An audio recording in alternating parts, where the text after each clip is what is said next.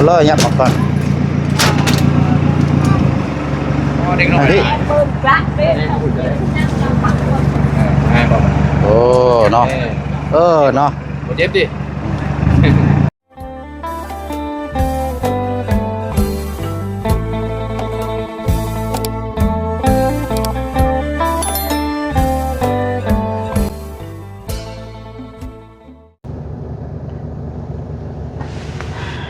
พี่น้องเนาะถือว่าฮอดวันเวลาได้บัดนี้เนาะทางรถกู้ภัยเฮาเนาะรถทางอายุพี่น้อยหรือว่าทีมงานกู้ภัยพรหมเทพที่เฮาฮู้จักแล้วก็ที่ติดตามเนาะทีมงานกู้ภัยเพิ่นนี่ก็ซอยเกี่ยวกับคนเกิดอุบัติเหตุเนาะพี่น้องเนาะถือว่าไปเกือบทุกสถานที่แล้วพี่น้องเนาะมื้อนี้ก็ได้โทรเรียกให้ทางอ้ายเพิ่นขึ้นมารับเคสของทางน้องคำดีนี่แหละพี่น้องเนาะเอาจังได๋ก็ฝากทางพ่อแม่พี่น้องป้าลุง FC เฮาคือเก่าคือเดิมนะพี่น้องเด้อเนาะกดไลค์กดแชร์กดติดตามแล้วก็เป็นกำลังใจให้เนาะพี่น้องเนาะเดินทางครั้งนี้ทางบ่เสียงเนาะคนเดียวพี่น้องเอ้ยทีมงานบ่ได้เมื่อนำจักคนเนาะเดินทางคนเดียวพี่น้องเอ้ยมีแต่ว่าจังได๋ก็มีหยังเพิ่มเติมก็ฝากพี่ฝากน้องเป็นกำลังใจคือเก่าคือเดิมแล้วพี่น้องเอ้ยเนาะเดี๋ยวบ่เสียงนำนี่แหละพี่น้องนำทางทางอ้ายเพิ่นกำลังเดินทางตามมาเมื่อเช้านี้ก็ซื้อในอยู่ในกินมาให้ทางครอบครัวน้องคำดีแล้วก็นี่แหละเนาะถือว่าพระเจ้าก็เตรียมเสื้อผ้าหน้าแพรสิ่งของที่สำคัญก็เกี่ยมมาเบิดแล้วนะพี่น้องเนาะทั้งไอ้ปั้นแล้วก็ทั้งครอบครัวก็ถามเบิดแล้วนะพี่น้องเนาะเพื่อความสบายใจทางพี่น้องทางปาดุง FC เฮาเนาะแล้วก็ทางบ่เสียงนำกันบ่สุขุสุคนแล้วพี่น้องเนาะเพราะว่าทางไอ้ปั้นเราก็อยากซอยคนอยากซอยและพี่น้องเนาะคันสิว่าก็หาคนที่มีน้ำจิตน้ำใจแบบซอยเต็มที่นี่โอ้ที่เสียสละเวลาเบิกนี่มันก็ยากเลยพี่น้องเนาะเพราะฉะนั้นก็ยอมรับถือน้ำใจเราอยู่พี่น้องเนาะคนส่วนหลายนี่สิเอาเวลานี่อยู่กับ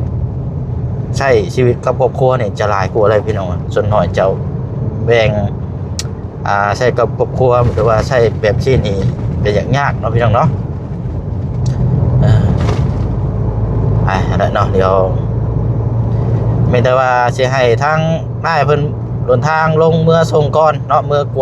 วดกายอย่างต่างๆและพี่น้องเกี่ยวกับสุขภาพร่างกายของทางน้องคำดีเดี๋ยวทางมือเชียนก็สีตามลงไปเพราะว่ายังบ่ทันได้ไปแจ้งบอกเคสของทางน้องอ่อนอยู่เนาะพี่น้องเนาะเครื่องของก็ยังบ่ทันได้เก็บเมียนอยู่นะพี่น้องเฮาก็บ่ฮู้ว่าจักสิจักมื้อเพิ่นสิได้เดินทางขึ้นมาเนาะ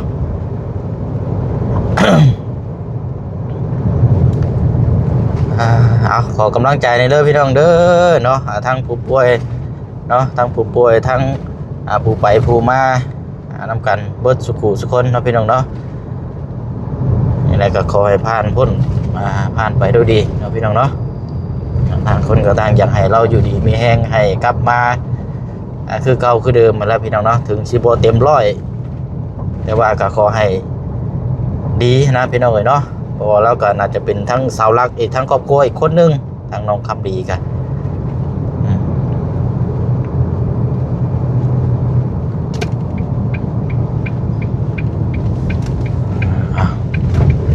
โอเคไปเดี๋ยวเชียงสิจอดรถไว้เดินทางปั่นนี่คือเก่าพี่น้องเพราะว่าที่ได้แนะนำทางง่ายแล้วนี่เขาเจ้ามาแต่เช้าได้พี่น้องเดินทางมาแต่5 โมง4-5 โมงเนาะถือว่าไกลไปลาพี่น้อยเนาะ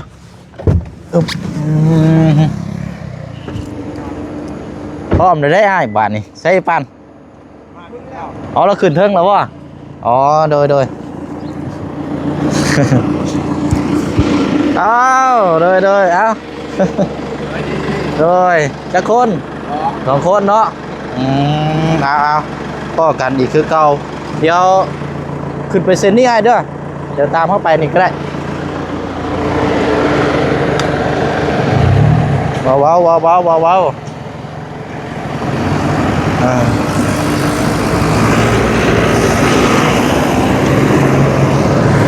มาขึ้นมาพี่เลย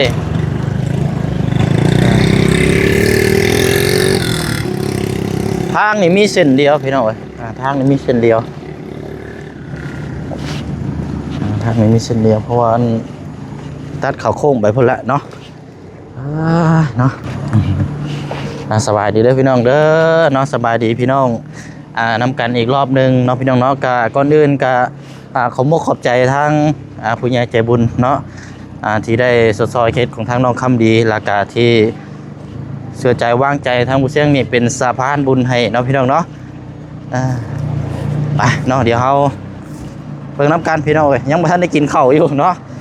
เดี๋ยวน้ำส่งทางน้องเพิ่นลงก่อนแล้วจังหากินข้าวกินน้ำแล้วจังตามลงไปน้ำลังเอาไปเลยได้ยินแล้ว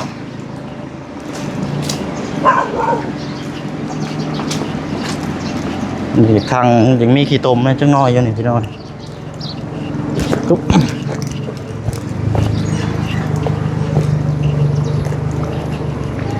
นับเด้อเด้อเด้อไหนติดบ่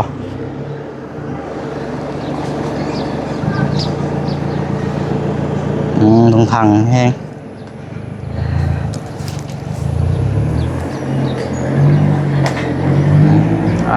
ได้อยู่ดอกทางยังมีขี้ตมพี่น้อง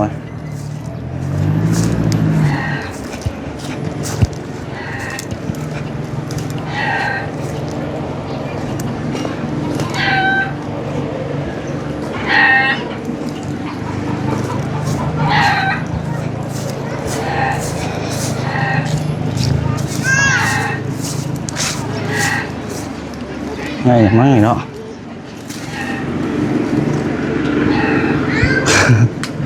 ทางนั้นได้พี่น้องเนาะ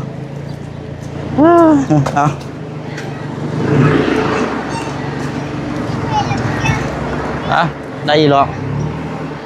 หมุนปลามาเลยพี่น้องเอ้ย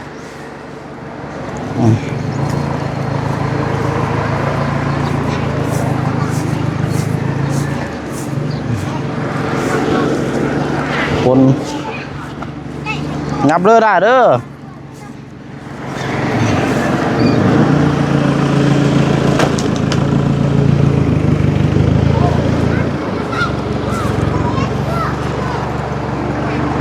กำลังกินทานอยู่พี่น้อยเนาะ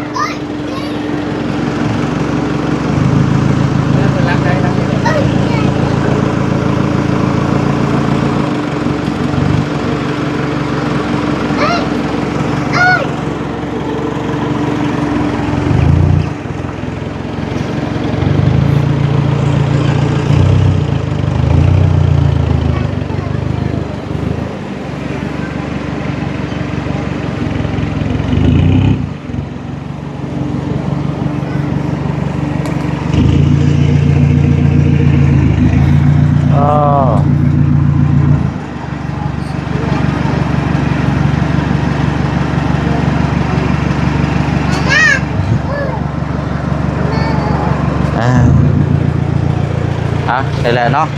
สบายดีเป็นกำลังอันนี้อยู่กำลังคนนี้บ่โดยแข็งแล้วกระดูกหักผ้าเท่านึงแล้วบ่ยังบริเหตุอย่างเลยเองเลยที่ได้เอาไปเอ็กโกซเรย์เบื้องราคากระดูกแตกเต็มที่นี่เกือบเดือนได้เนี่ยแต่ว่าก่อนสิมาพบเจอแล้วนี่ได้3 อาทิตย์แล้วเป็นยังคือต้นไม้รถต่ำรถจักรต่ำกันฮักไปเรื่องพี่ฮักทางเป็นหมอกคานี่นะเอาเมื่อก่อนเขากินยาเขายังกินโดยมีแต่ว่าถ้าไปปั้นไปถ่ายอยู่พุ่นก็ได้เด้อแต่รถเพราะว่าสิไปน้ำกัน2 คนนะไปน้ำกัน3 คนกับผู้ป่วยรถได้พี่แถวนั่นได้เครื่องของแล้วเนาะอันน่ะใบนั่นเด้ออันในปั้นไปยังเกาะอิสเรย์นะไปเจียวข่าวนะประตู ใบเอ็กซเรย์เอามา เราบ่เข้าใจเข้าใจคำลาวบัดใดมันก็เลยอย่างเงี้ยในก็เลยเอาผู้ที่เพิ่นเว้าลาวได้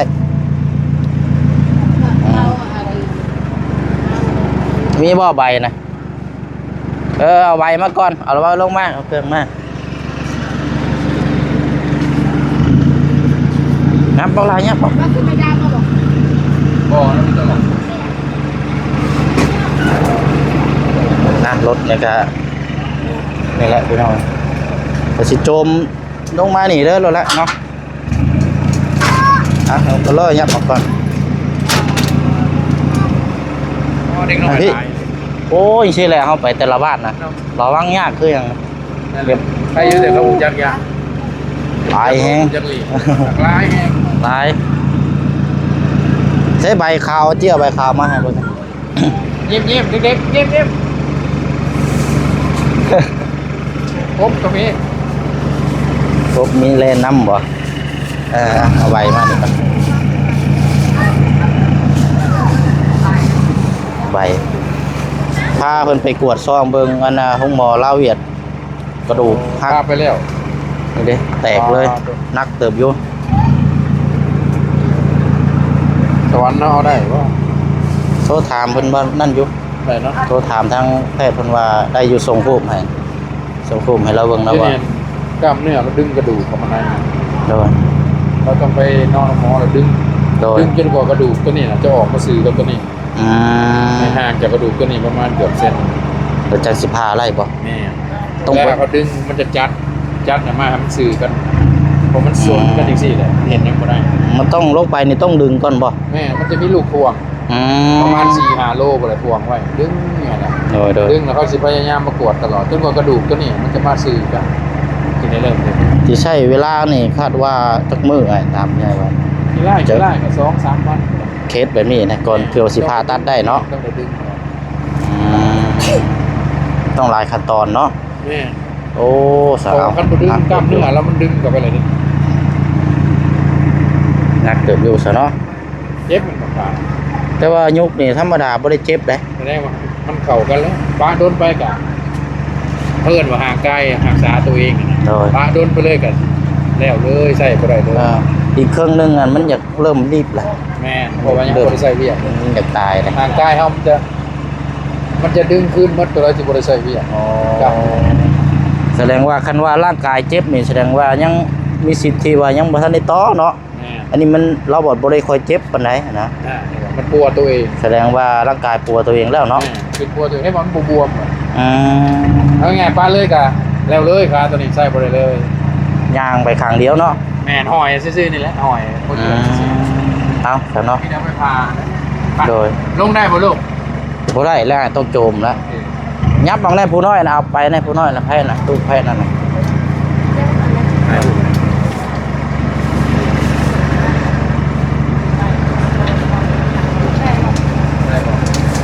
ขานี่พับได้บ่ บ่ได้เด้อ พับงอเข้าก็บ่ได้ มีแต่ตรงอย่างเดียวเลย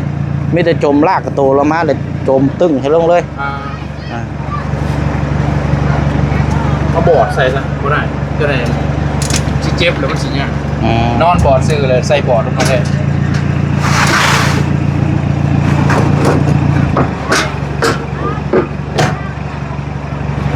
อ่ะนี่หมอได้ลูกเด้อ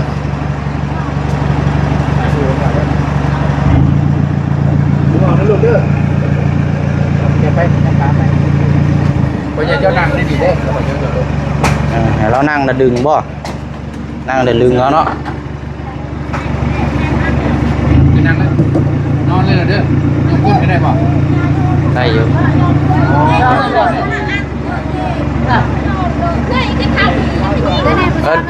เดี๋ยวให้ทั้งน้องๆคนมาซอยมาละ ดึงเลยดึง ซอยกันยับเข้าไปได้พุ่นเจ้านะโอเคฮะนั่งนะ มาพี่เด้อบอกมานะพี่ลูกมาพี่ มาข้างล่างพี่ก็ได้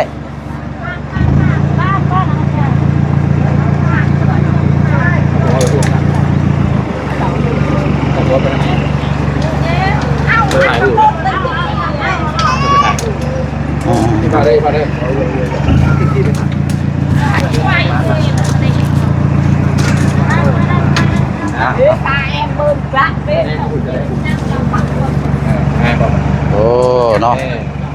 เนาะ บ่เจ็บดิ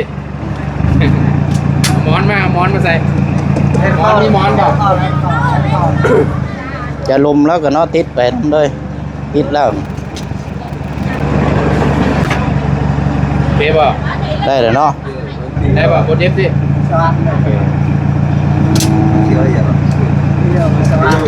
ไป เตรียมสว่าง ลายมืออยู่แล้วเจ้าโอ้เนาะ ขายแล้ว ใช่ได้ก่อน เอาก่อนก็ได้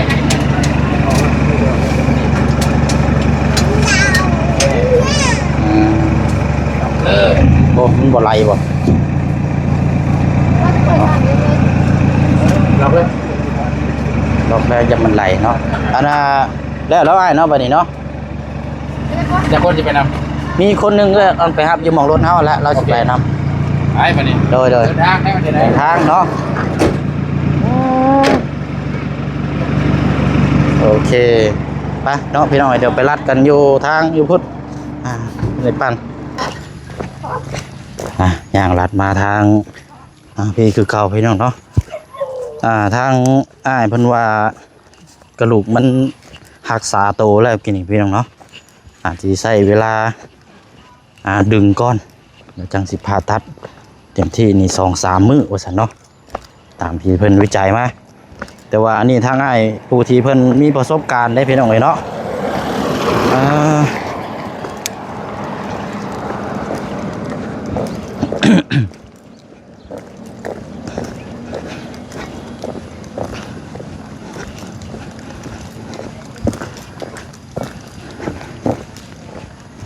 เบิ่งกันแล้วบาทอีกเนาะคิดจังไรแล้วแล้วปันกับเมารถซ้ำ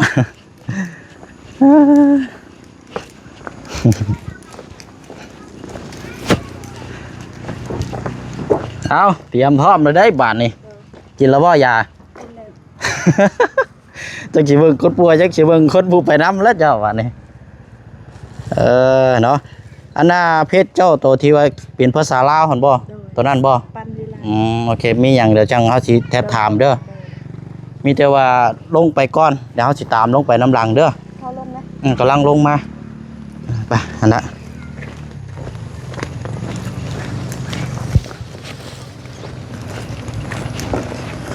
ตอนนี้9 โมงปลายเกือบ10 โมงละพระเจ้ากำลังลงมา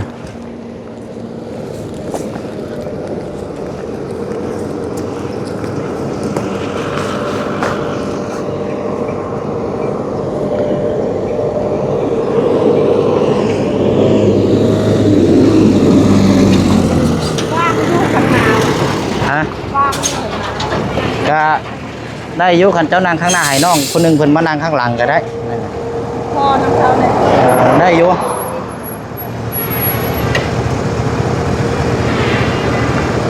เขาเคยเมาคันเมาเลยนอนยังเดียวก็เลยลุกเลย ปั๊บไปนั่งเพิ่นกันเด้อ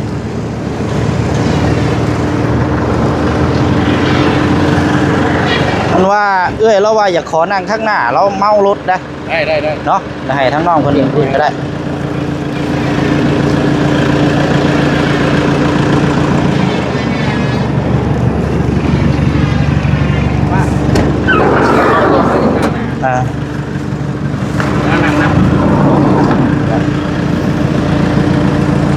โอเคแล้วล่ะเด้อพ่อการพูดละเด้อได้ตามลงไปใช่พ่อเจ้าอยู่ไสอ๋อ โอ้ยนั่งอยู่ไกลแท้โง่นับก็มานั่งเลย ชุดปุ๋ย โอ้ยเนาะเนาะ ได้เลยนะ เดี๋ยวพูดละเดี๋ยวเขาตามลงไปน้ำหลังเด้อ ได้ เดี๋ยวให้อ้ายมันลงไปพูดละพี่น้องเลยว่ากันเนาะ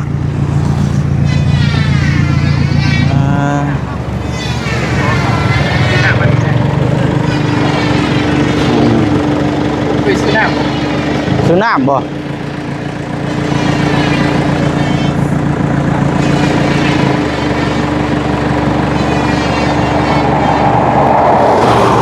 มาพี่ก็ได้เอาน้ำเปล่ามาให้ในเอ้ยจัก3-4 ขวด น้ำเปล่าน้ำกินนะมีบ่น้ำเอากวดกลางกันเด้อมารถ3-4 ขวดมารถเอากระทิงแดงน้ำก็ได้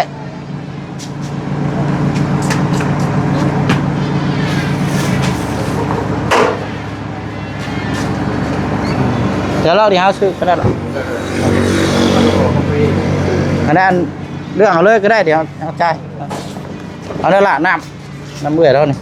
ให้น้องคนนี้ก็ได้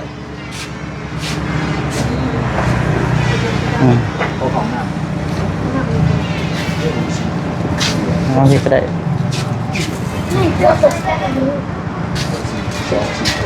อันออกมาแต่จมูกก่อน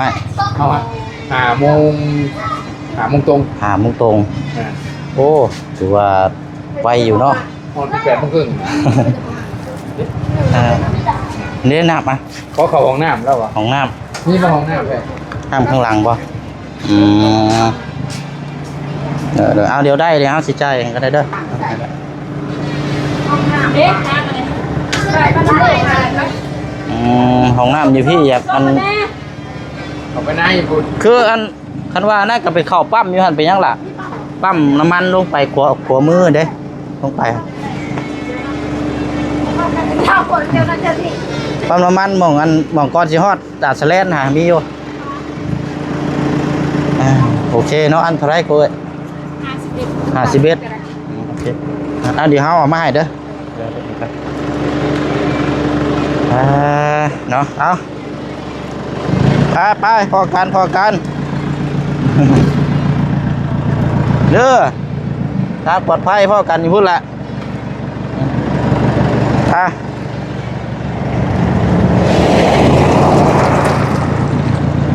และพี่น้องเนาะให้เพิ่นเดินทางลงไปแล้วก็พัวพันกันก่อนแล้วก็จังที่ตามลงไปแล้วก็แจ้งพี่แจ้งน้องอัปเดตเบิ่งน้ำกันเนาะตามทุกขั้นตอนแล้วพี่น้องเนาะไปเนาะลาพี่ลาน้องคือเก่าคือเดิมเด้อบัดนี้พี่น้องเนาะพบเจอกันในคลิปหน้าเนาะพี่น้องเนาะเดี๋ยวสิเข้ามือเฮือนแล้วก็เก็บเครื่องของก่อนพี่น้องเสื้อผ้าหน้าแท้ยังบ่ทันได้อันนี้อยู่เนาะเนาะลาก็เลยพี่น้องเด้อหากินข้าวกินน้ำแล้วก็จังคุยเดินทางลงบัดนี้พี่น้องเนาะเอาสบายดีเด้อ